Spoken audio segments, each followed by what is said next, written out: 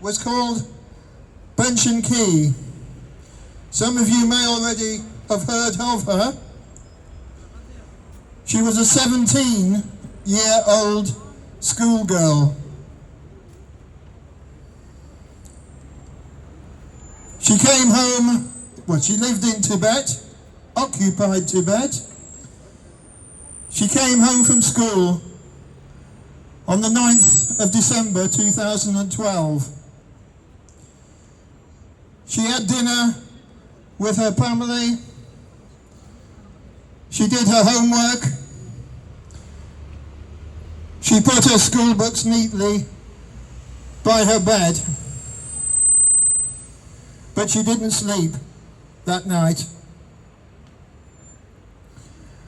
When her family were fast asleep, she crept out of her home and walked into the fields behind her house. She poured a wet liquid over herself and struck a match. And as she was dying, she called out, "Free Tibet! Free Tibet! Long live the Dalai Lama!" Long live the Dalai Lama!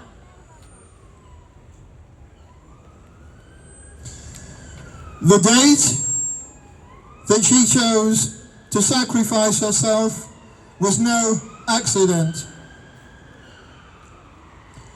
It was the night of the International Human Rights Day, the 10th of December. And she was well aware, as we also must be well aware, that 26 out of the 31 basic human rights are being denied to Tibetans by the Chinese Communist Party.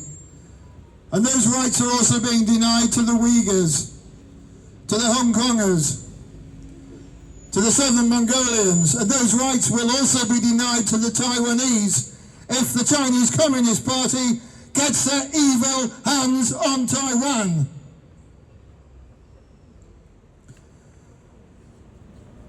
Her whole life was in front of her, but she preferred death to life under the tyranny of the Chinese Communist Party in occupied Tibet. And that is something that we must all learn, because what happens today in Tibet is a taste of what would happen throughout the world and in the UK if the Chinese Communist Party got their way. So we are here today to pay tribute. It's a story of 170 acts of unbelievable bravery. It's a story of great sadness. But it is also a story of hope and determination, because many of you will know the story of the Phoenix, where out of the ashes and death rose new life and new hope. And it is up to us to carry the torch of hope and to carry the torch of Tibetan identity and culture, as with all the ethnic minorities in occupied China, to keep that flame alive. So very quickly, what could we do to not make those heroes' sacrifice be in vain? Okay, number one, go and visit or write to your Member of Parliament. You can get the name of your MP by an internet search. They have surgeries 2 or 3 times a month. Go and talk to them. or write to them. Tell them about why it's important not to kowtow to the Chinese Communist Party, as I'm afraid our current government is doing. Tell them why it's important not to give the Chinese Communists their mega embassy. 2, join a protest like this. 3, talk to friends and family. I'm delighted to see so many people here today, but we want to double or treble the number at protests. So talk to people, tell them why it's important to be here. And fourthly, you can sign an online petition. There is one that is about to do the rounds about the Ethnic Unity Act.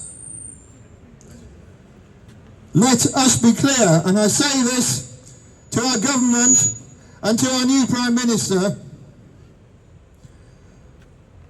the Ethnic Unity Act from the CCP has nothing to do with ethnic unity. It has everything to do with ethnic cleansing, the destruction of the Tibetan identity, Tibetan culture, Tibetan language, Tibetan religion, and the same goes for the Uyghurs, and the same goes for the Southern Mongolians.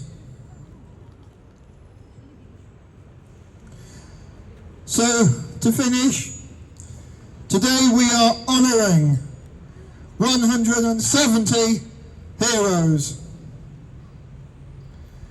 Remember, every one of you, remember their sacrifice for Tibet. And by extension for all the ethnic minorities in China. And remember the last words of Lobge Rangzhen. Don't mourn me. If you mourn, mourn for what the Chinese Communist Party are doing to Tibet. Channel your sadness and anger into being an activist.